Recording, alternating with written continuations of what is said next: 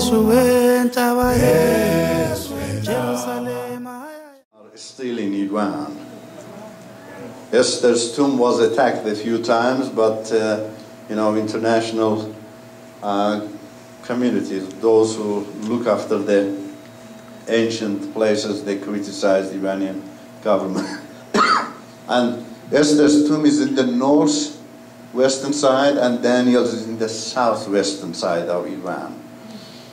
I have come from the northern part of Iran, on the western side of the Caspian Sea, born in a Muslim family. My father had 2 wives, 12 children. They were all living together.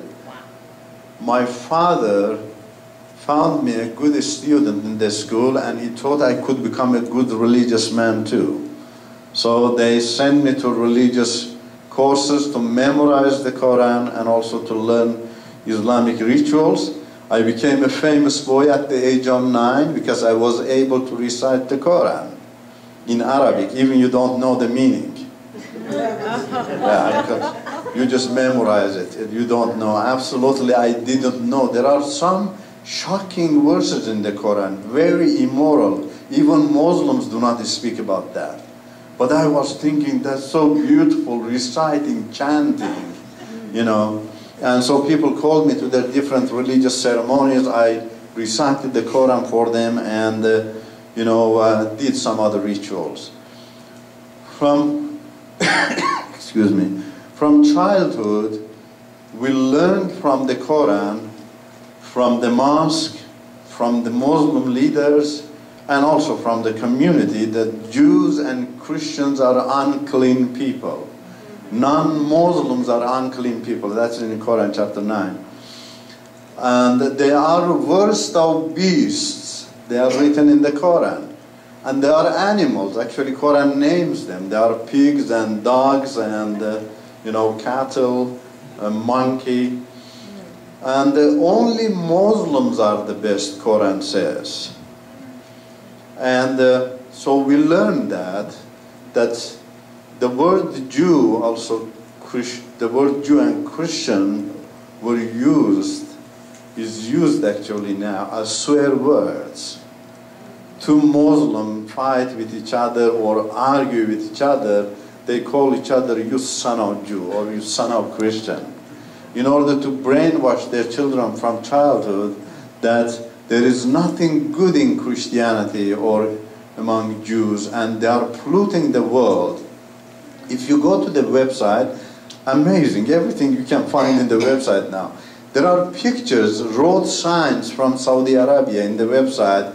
It says entry to this area for non-Muslim is forbidden because they are unclean.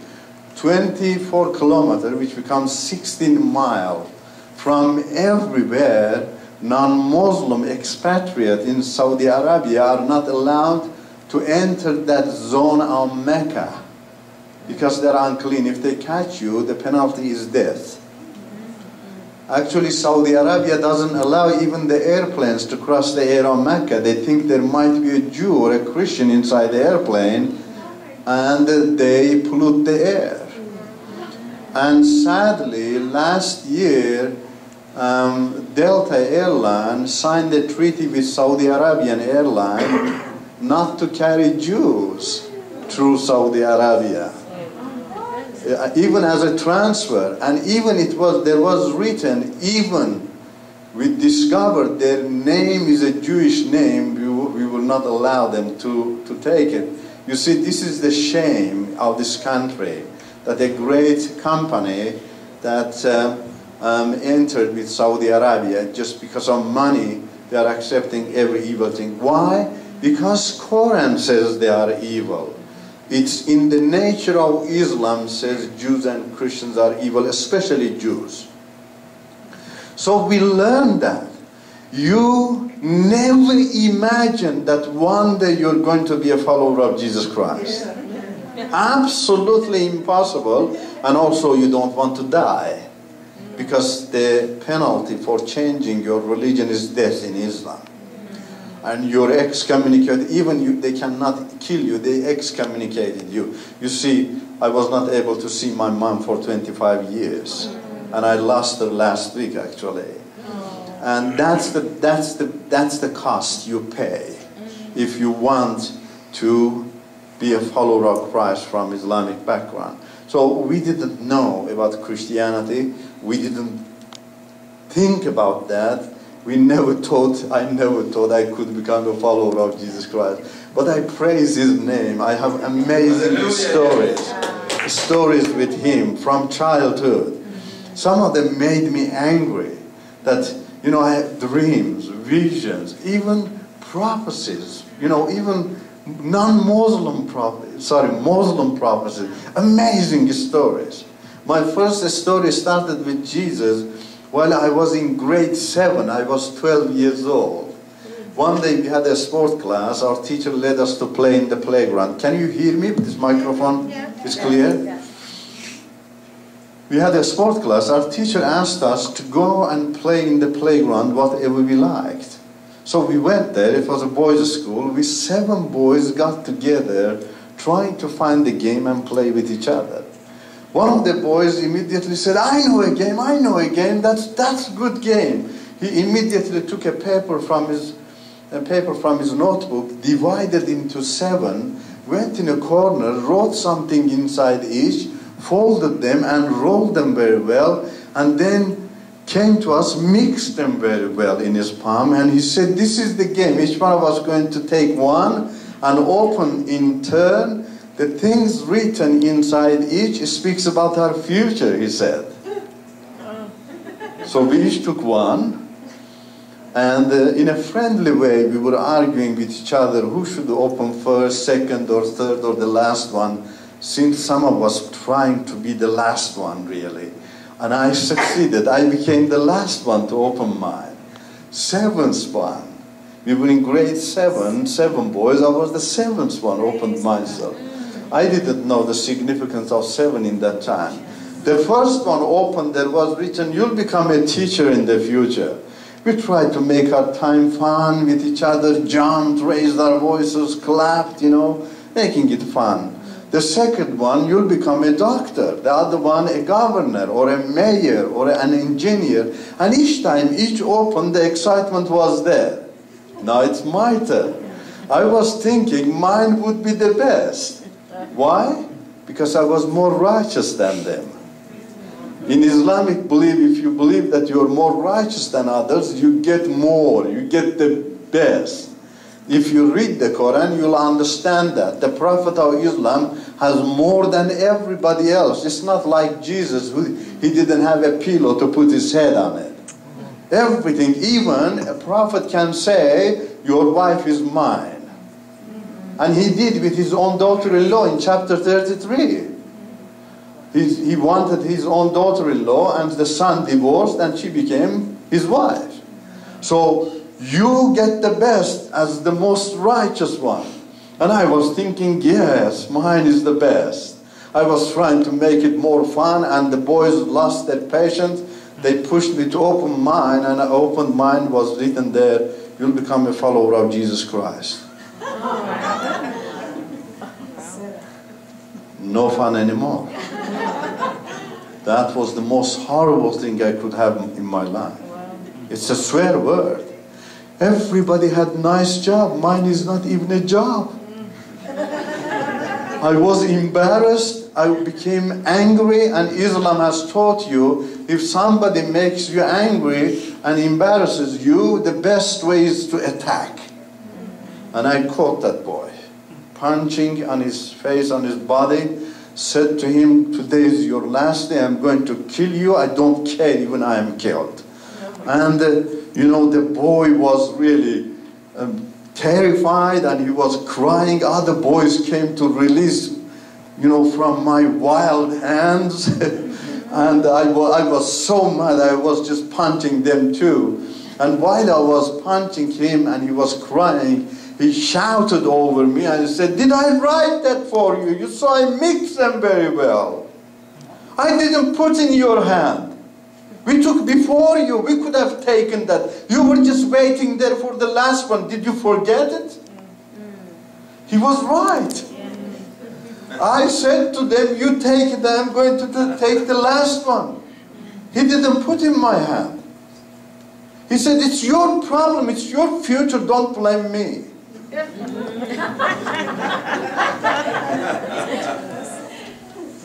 Well, he didn't put in my hand, really, that caught me. Yeah, I took it. They could have taken that.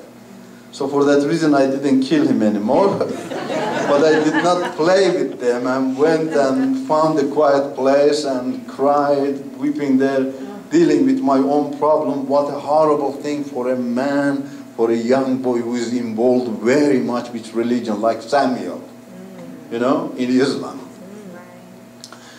So that's my first story. It came to be true, glory be to his name. You'll see from where he has brought me out, because when he has in his hands on you, nothing going to stop you really. And I was attacked so many times in America, in Europe, in Africa. In a few instances, just death, certain deaths, Jesus changed me, saved me from the hands of Muslims. You know why? Because he is sovereign God. He is in control of everything. So I finished my high school, entered university, and I became a follower of this wild man. Possibly you remember him, Ayatollah Khomeini. He hated Israel. He hated the king of Iran, Shah Iran. Why? Because he accepted Israel as a friend country. No Muslim has right to believe any right for any Jew in the world. No matter where they are, in Africa, in India, even a few years ago, they killed many in India. Remember that? India, naturally, is a passive country. Everybody is free there, but Muslims killing, Jews there too. He hated the king of Iran. The king of Iran, according to Islam, was an apostate, an infidel. Anyone who believes anything for Jews is an infidel. The Prophet of Islam says that last day will not come until Muslims kill all Jews. See, that's the doctrine of Islam. Then a king accepts Israel, he must be killed. If you remember, the second person among Muslim leaders was killed was the president of Egypt. Sadat, if you remember, I think around 3 decades ago. Who killed that person? The brother of this president, one of his Muslim brothers, Muslim brotherhood, the present president in Egypt. So sad that American White House is standing behind this man. Anyway, so he had to be killed, the king. Under his leadership, he created chaos inside the country, wanted to kill the king. King was afraid, escaped. Sadly, that's why I'm saying you need to know. There is a list actually there, a list of email I have there. I write always article, political, social, what is happening to Christianity, Islam, everything, educating thing. You need to know what's happening in the world. Sadly, Jimmy Carter was behind this man. You know why? Because he was thinking to use him as a shield in front of Russian communism. But he didn't know that Islam is more dangerous than communism. They helped him. He captured the country by our help. Just after a few months, he captured your embassy. You remember that? Oh, yeah. With many hostages? Yes. And Jimmy Carter said, oops. Sadly, this is the ignorant politicians in this country. They are costing this country.